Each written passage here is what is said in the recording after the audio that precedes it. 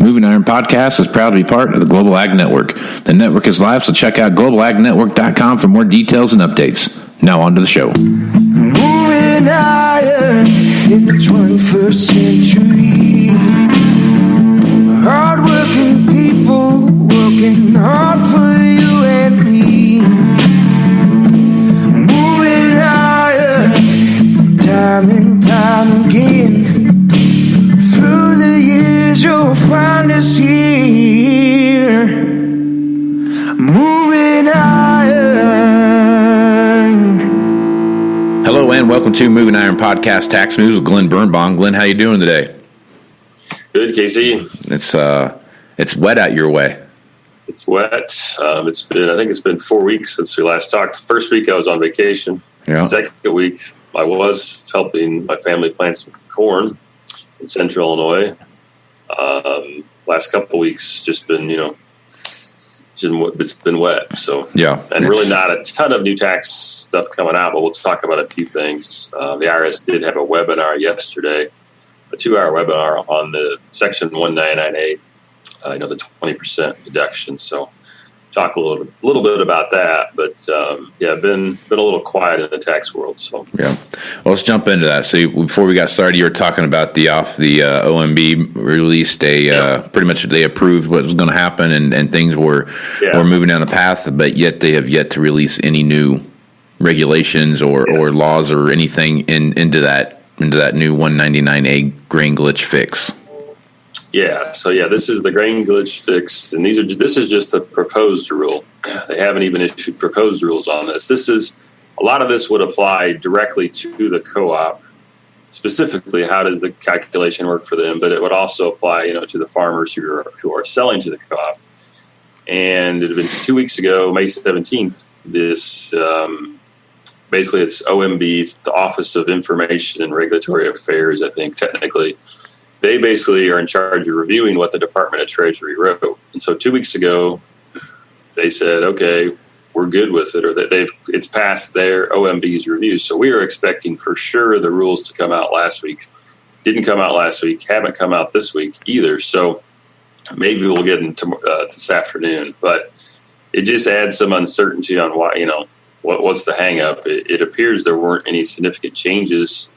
We're not 100% sure, but the explanation just says consistent with change. The review is consistent with change. So anyway, it's just uncertainty about what's going to happen. So I was hoping we'd get some information and we would be able to talk about it here the last couple of weeks, but no dice. So yeah. But there's actually still 13 other proposed rules that OMB is currently reviewing right now. Just to give you an idea of how much stuff is out there, and then there's probably I would say at least a dozen other proposed regulations that the Department of Treasury is working on currently. So one that we think is pretty close to being released would be some regulations around the state and local tax deduction. Basically, I think we've talked about this before. Obviously. Now we are capped at $10,000 for state and local income tax, one of the biggest revenue raisers out there. But some states we're going to try to do like some credits and things to give taxpayers back some money as a way to maybe kind of get around this rule. And so there's basically a proposed rule being written to try to address that. We do think that might get released here in the next week, but who knows? So there's currently 13 more to still go. So. Unlucky number 13. Right on. Well, it seems like they're dragging their feet on this 199A thing, and it's weird that it's almost like we've been talking about this 199A thing as long as we've been talking about tariffs with China. It seems like almost going on 2 years now. Year and a half anyway. There was a little bit of good news. The IRS is a little confused. They had a little statement on their website about how do you deal with the 199A deduction and farm income averaging, which we've talked about that before. Right. Like how do those work together? And they had wrote about three sentences on their website that people are like, I don't know what this means. That actually I think it's wrong. And so they pulled that, I think, about 2 weeks ago. They reissued the 2 or 3 sentences, I think maybe a week and a half ago, and it actually does make sense now. So that's good. So they are listening to us a little bit there. But in some other cases, actually on this webinar, that again, it was a 2-hour webinar yesterday that the IRS put on. There was probably 5 or 6 different people from the IRS speaking. Actually, they did a pretty good job. They actually took 30 minutes of questions and answers.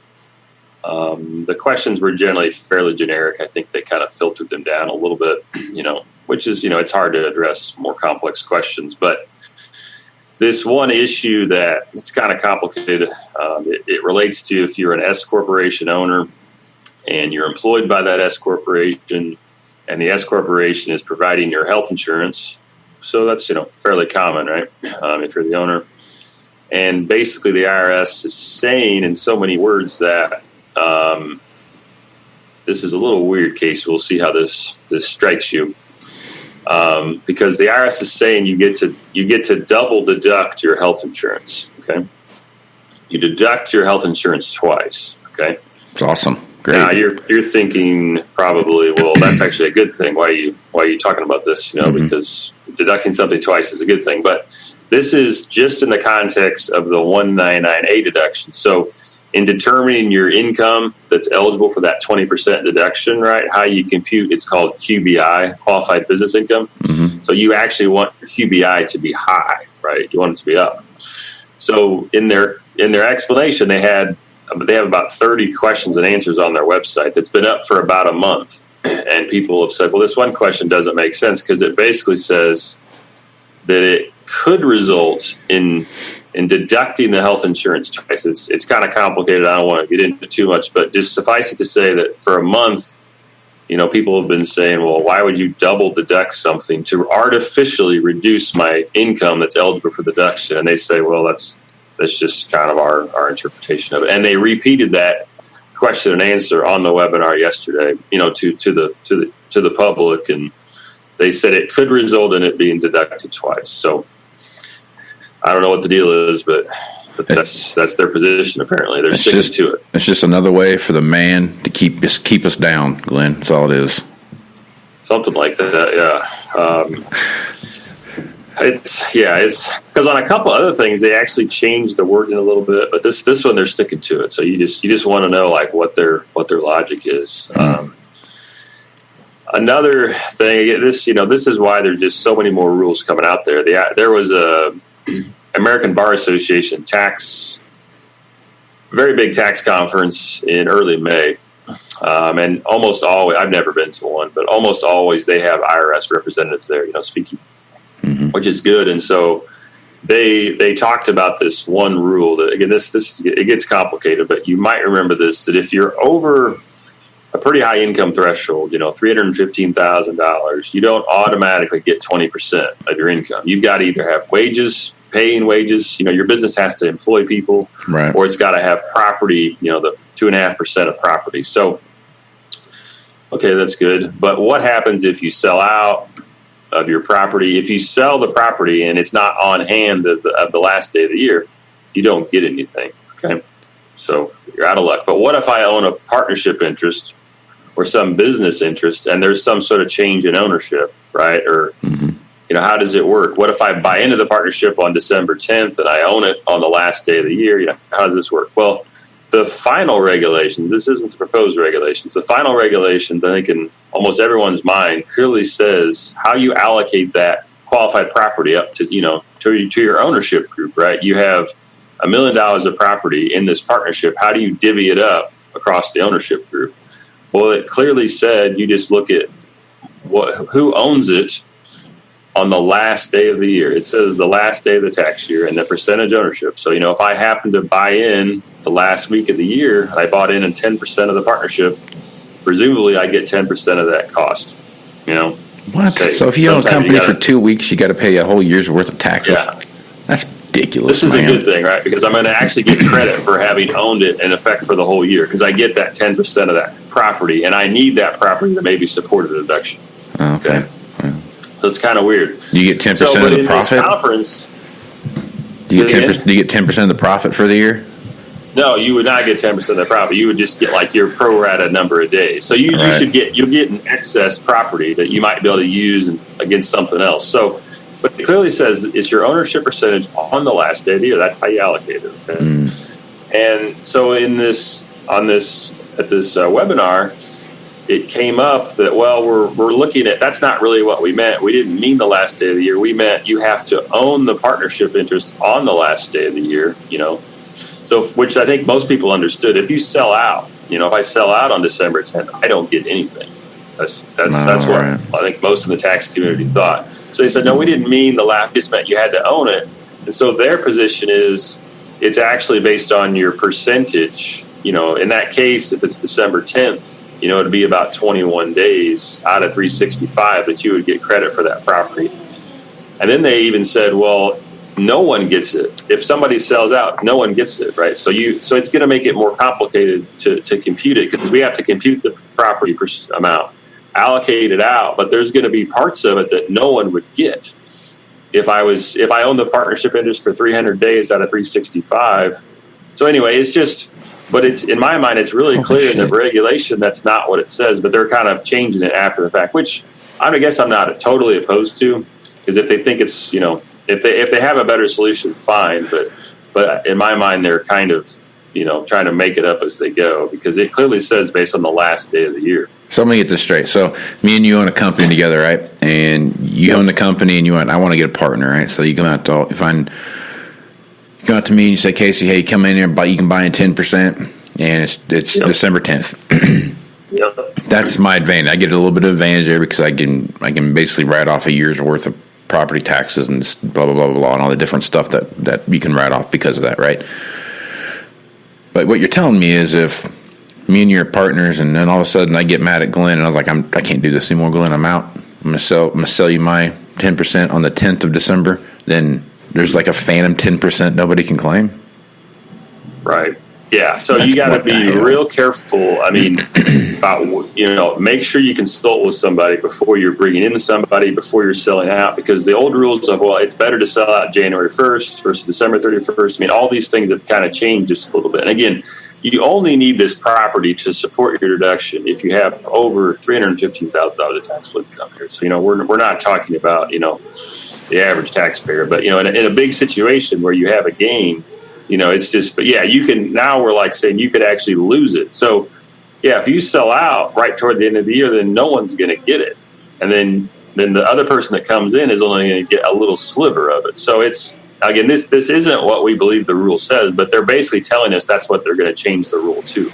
So even once they issue these final rules, they can reissue them. And so it's really hard to tax plan, right? Because a lot of times, when I sell out is kind of an important thing, right?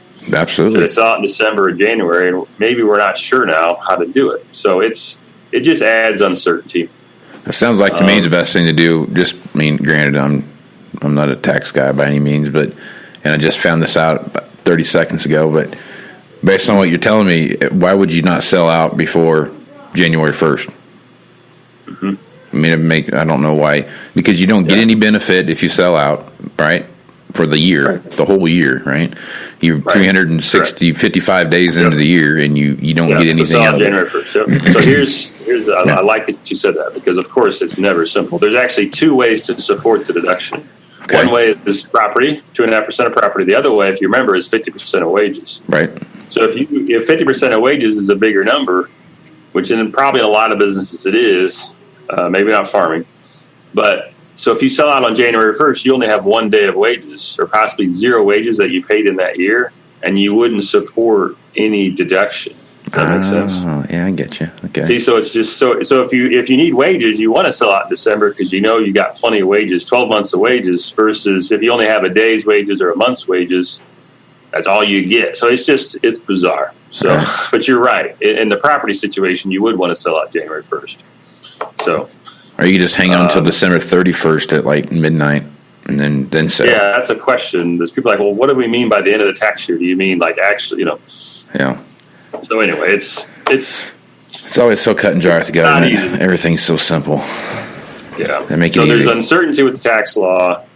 But I'll take it over uncertainty with the weather. I'll tell you that, just in the experience, So, good point. But good point. It's you'd like to think that they could come through with actually releasing stuff after the second department has reviewed it, because why not release it? So. Man, you got someone's on vacation, man. You can't get to that stuff that fast. Come on now. Yep. So anyway, I'm hoping that next week we're going to be able to talk about these rules being released, but I'm not really counting on it. So no, I wouldn't hold your breath. Wouldn't hold your breath, Glenn. All right, buddy. What else you got? Anything else you want to talk about before you shut it down?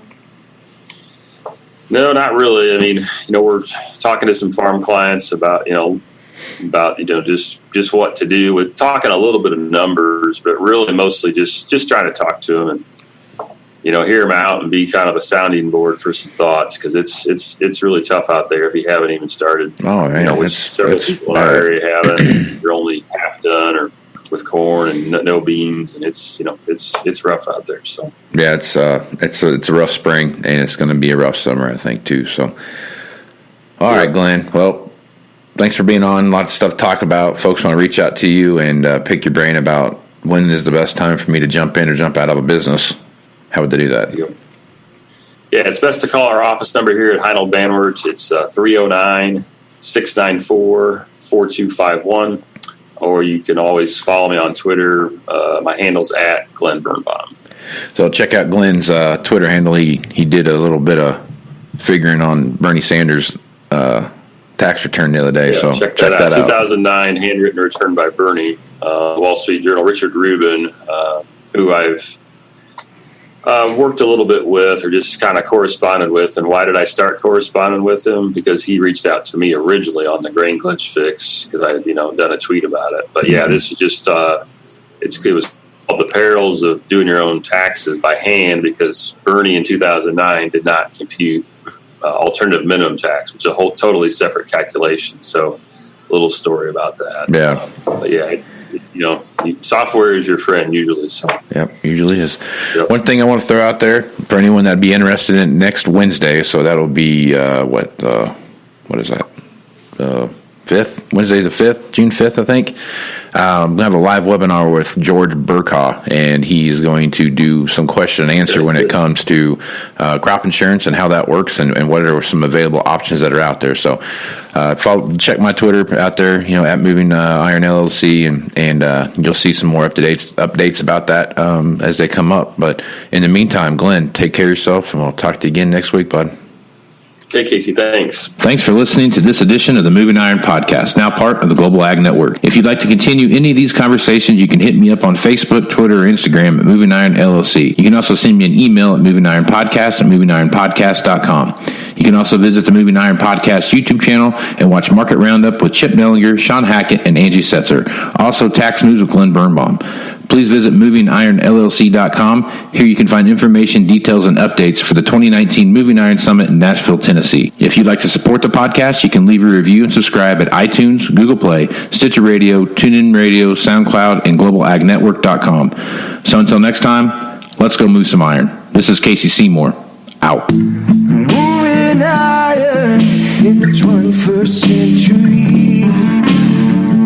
Hard-working people working hard for you and me. Moving iron time and time again. Through the years you'll find us here.